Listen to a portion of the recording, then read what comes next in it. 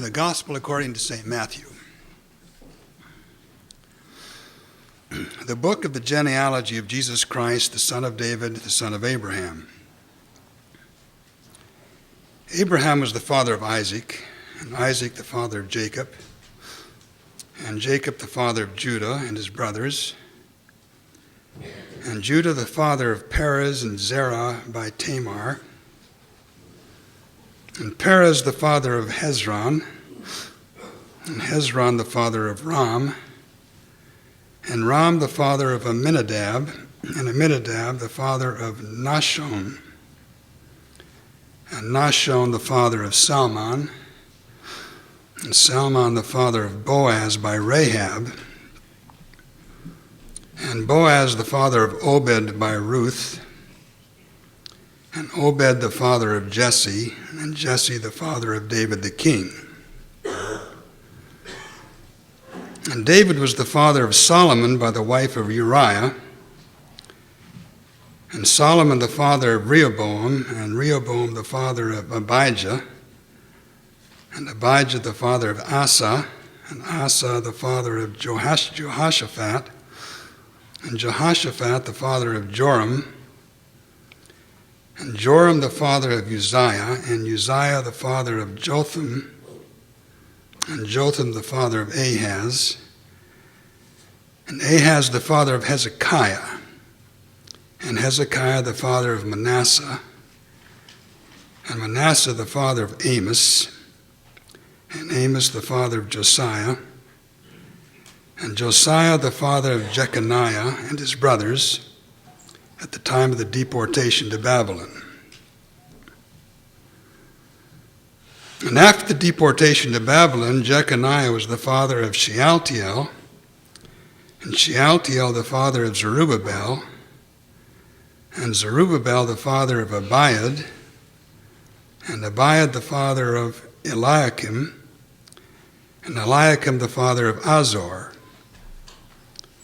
and Azor the father of Zadok, and Zadok the father of Achim, and Achim the father of Eliud, and Eliud the father of Eleazar, and Eleazar the father of Mathan, and Mathan the father of Jacob, and Jacob the father of Joseph, the husband of Mary, of whom Jesus was born, who is called Christ. Now, I ask you, is that any way to begin a book?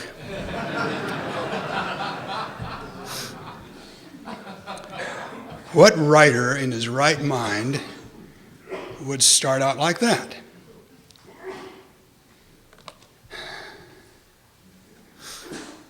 If you aren't all asleep already, wake up!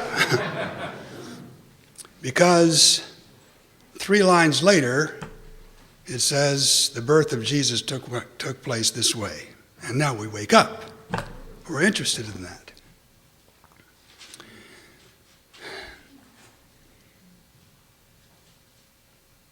Matthew's Gospel is a pastor's book, written by a pastor who is shaping, or it's not quite the right word,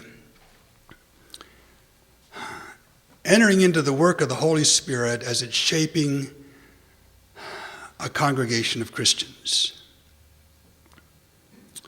New Christians. They were all new Christians then. There weren't any old Christians. You didn't have any elders in your congregation who were telling you the way it had been done 100 years ago.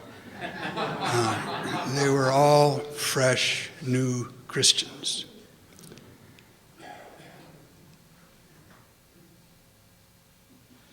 And Matthew's task now is to get their attention.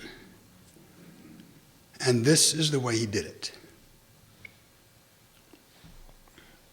I want to tell you a story which I think is germane to this. It happened 45 years ago, and I have been embarrassed to tell it until about a year ago. And I realized, well, it's far enough in the past. I can maybe risk my reputation by telling the story. It is very much a part of what Matthew was doing here, I think. I had gone to New York City to go to seminary. I was from this little town in Montana, a Pentecostal, and I'd come to seminary. It's the old biblical seminary in New York. Some of you might remember that. And I was required to do field work in the church. So I went to the Pentecostal churches in Manhattan, and there were just 2 or 3, and offered my services to them to be a student assistant to them. But they asked what I was there for, and I told them I was going to seminary, and that just stopped it.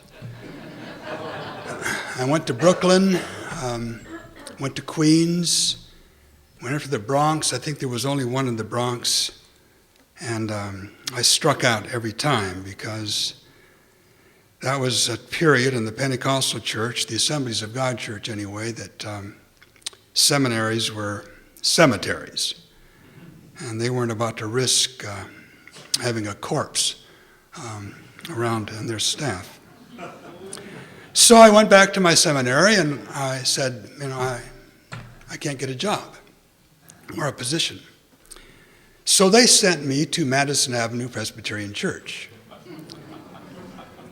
Madison Avenue Presbyterian Church hired 6 students from Union Seminary and 6 from Biblical Seminary every year on their student staff. This was the time when when George Buttrick was the pastor. I'd never heard of George Buttrick.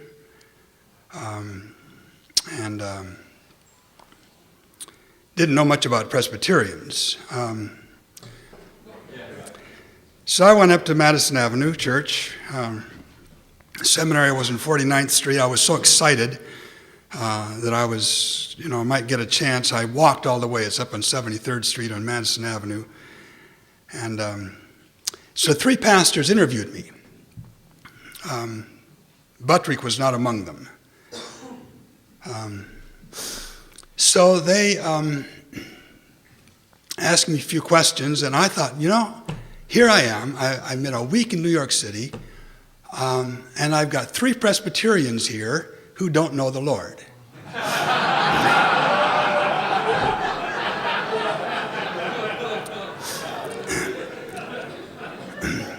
All I knew about Presbyterians is they didn't believe in the Bible. They were a little shaky on the blood atonement. They just didn't know anything about the second coming. And I thought, this is a great opportunity. I had my Schofield Bible with me.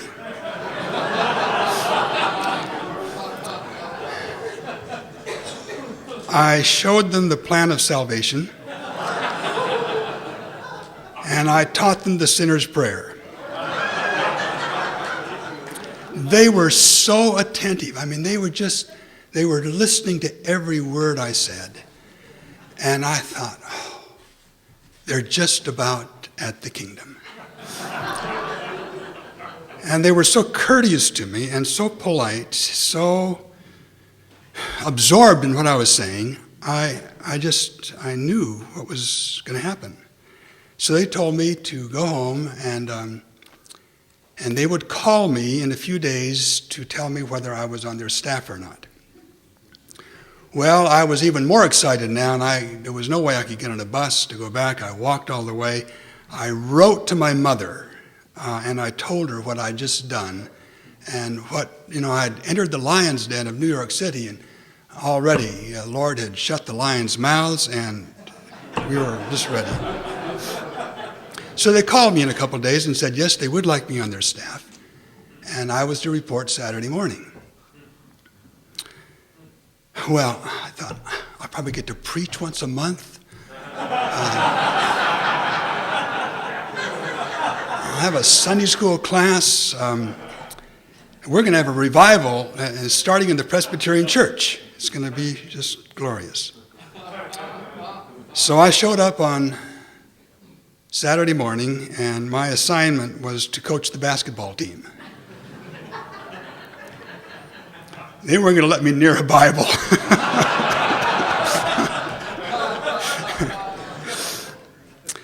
So we had a great year playing basketball. We won the church league. And but those pastors remained unconverted. That's how I got introduced to the Presbyterian Church. A couple years after that, I became a Presbyterian and went under care of the New York Presbytery.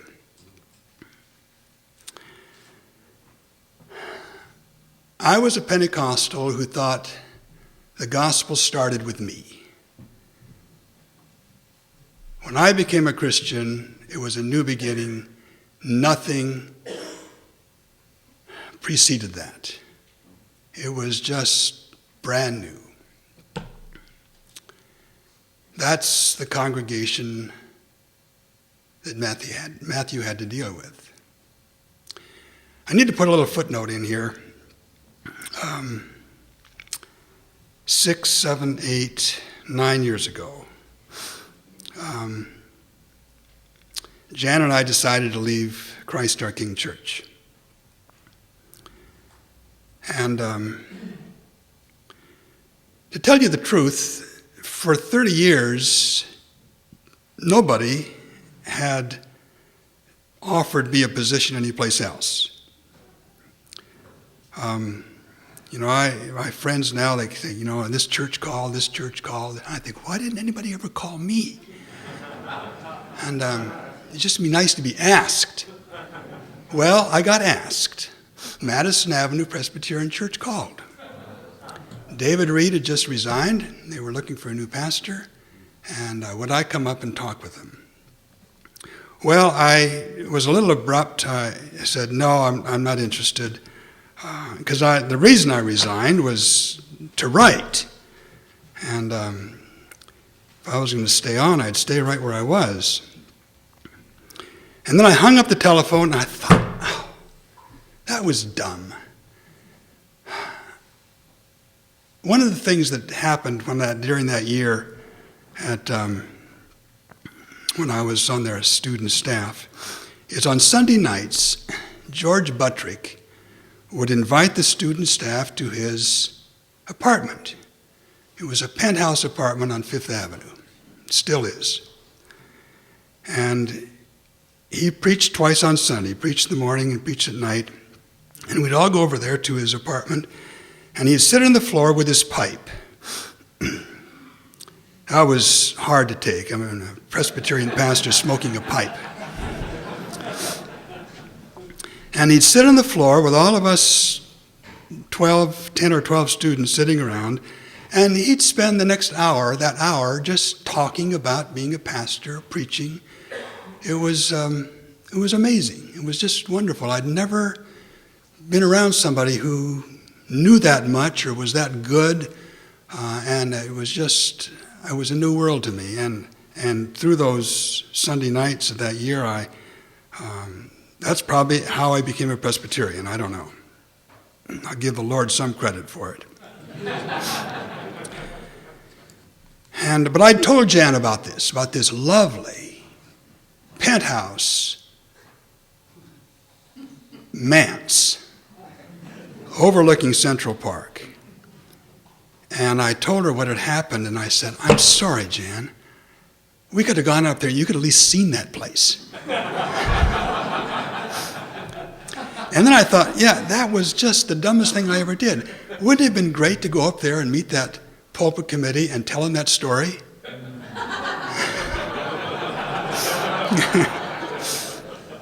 So I wasted a good opportunity. And never got to do that.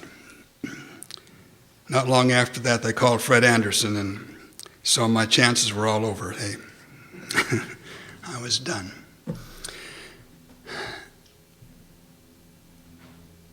Matthew had a congregation of new Christians who had no past.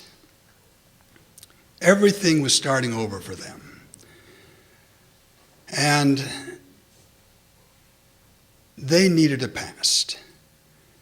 And Matthew starts out, he's writing for more than just a congregation, I'm sure. But that's a small country. And there weren't many people there, still aren't. And so our gospel writers are writing in a context which is more like a small town than anything else. Those of you who've been to Israel and traveled there know what, even now, there's still that sense of just kind of a small town place to it. People know each other. And so he starts with his genealogy. He's going to give them a past. Now, most of them are Jews. Most of Matthew's congregation are Jews. And even though they aren't good Jews in a practicing sense, they're Jews. And remember I said last night about my grandson, Papa, tell me a story and make sure I'm in it. Well, all those names that sound strange to us were not strange to them. They were ancestors. They were people whose names were repeated over and over and over again in their past, and they kept track of them. In an oral culture, which that was, you remember things, you tell stories.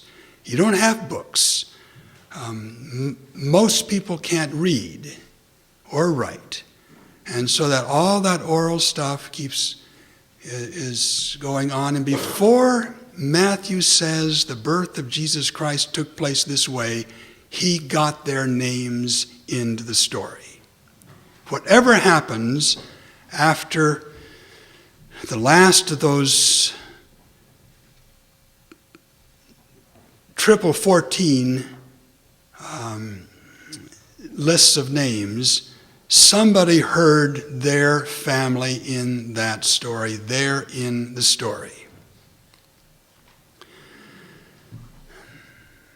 Now, another thing happens in this, and now put yourself in this place. You all have this kind of experience.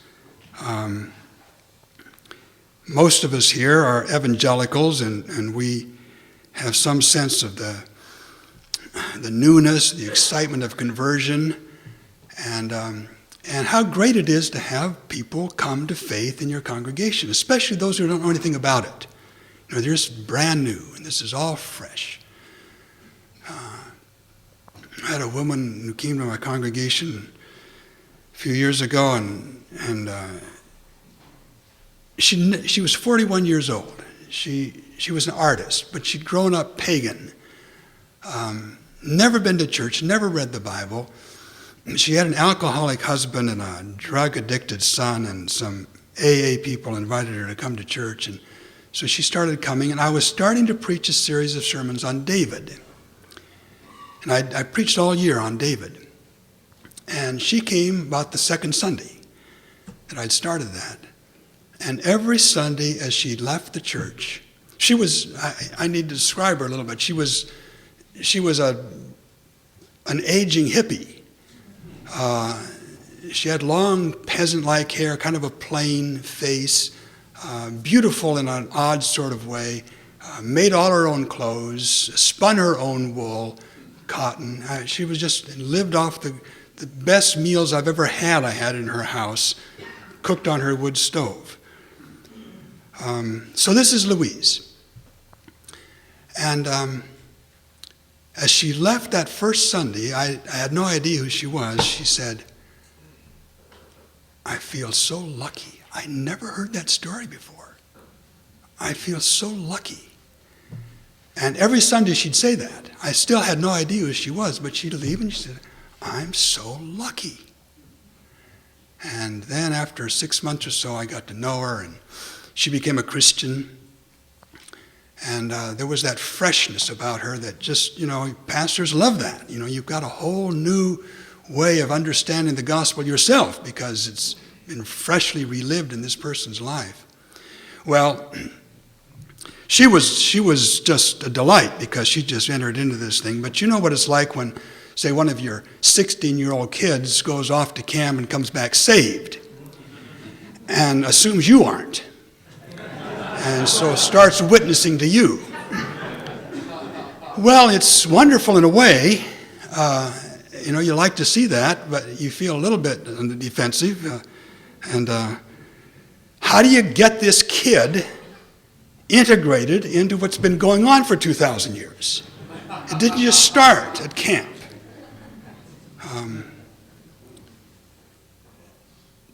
Back in the early 60s, Billy Graham was in Baltimore, and I had 2 or 3 of my elders who got saved. They've been listening to me preach every Sunday for years, and nothing had happened, but Billy Graham converted them. And they assumed because it hadn't happened in our congregation, something's wrong with me. So you've got your elders witnessing to you and praying for you. It's a pastoral problem, isn't it? How do you keep them on your side and at the same time try to introduce them into something else? One of the things that happened to me after my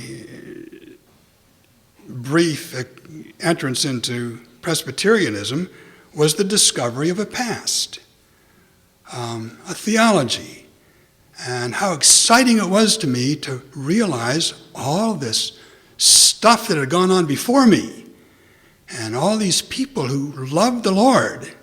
They really did, and wrote about it with such skill and power, and that slow immersion, gathering into a past that connected me all the way back to Abraham. And all these names that still don't mean anything to me, most of them, and right up to the present. Well, that's what Matthew was doing. There was a group that developed, probably started pretty early. The name most associated in our history is Marcion, a couple hundred years later. But this movement started very, very early in the church, among the Christians, that said, we don't want anything to do with those damn Jews. What did we get out of it? They just led us astray. And so let's get rid of that past and let's just start over. Throw out the Old Testament and we'll just start with Jesus. And Matthew doesn't start with Jesus. He starts with Abraham, and he painstakingly goes through name after name after name after name. These are your brothers and sisters in the faith. Embrace them. So Matthew wrote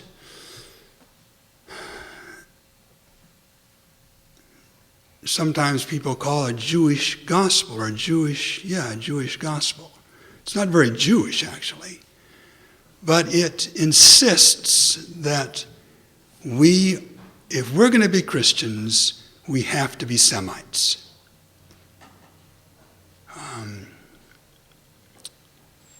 Pope Pius the 9th or 11th said all Christians are first Semites.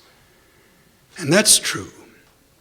If we don't embrace that, we have no rootage, no grounding. Our faith is it's like a sailboat without a keel. It just flips and it sails. You can usually keep it afloat if you're lucky, but it doesn't have any ballast to it. And we need that weight of our past worked in there.